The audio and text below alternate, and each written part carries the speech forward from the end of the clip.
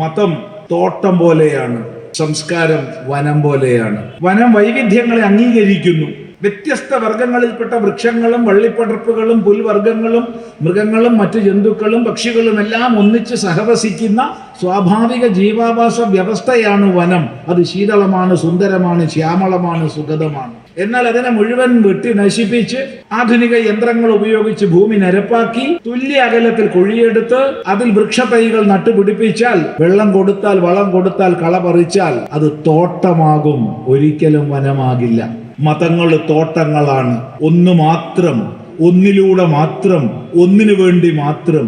എന്നാൽ സംസ്കൃതി, സംസ്കാരം അത് വനം പോലെയാണ്. അത് പരസ്പര ബഹുമാനത്തെ വളർത്തുന്നു.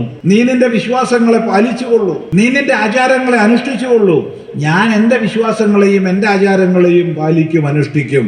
നമ്മൾക്ക് തമ്മിൽ പരസ്പരം സ്നേഹിച്ച് പരസ്പര ആദരവോടുകൂടി ഒന്നിച്ചു കഴിയാം. ഞാൻ നിന്റെതിനെ നിന്ദിക്കാൻ വരില്ല, നീ എന്റെതിനെയും നിന്ദിക്കരുത്. അതെനിക്ക് ഉറപ്പാണ്. ഇങ്ങനെയുള്ള പരസ്പര സ്നേഹാദരവോടുകൂടി ഉൾക്കൊണ്ടുകൊണ്ടുള്ളതാണ് സംസ്കൃതികൾ. ലോകത്തിലുണ്ടായിരുന്ന എല്ലാ സംസ്കൃതികളും അവയെ നശിപ്പിച്ചത് തോട്ടങ്ങളായ മതങ്ങളാണ്. ഒന്ന് മാത്രം വിള, മറ്റെല്ലാം കള.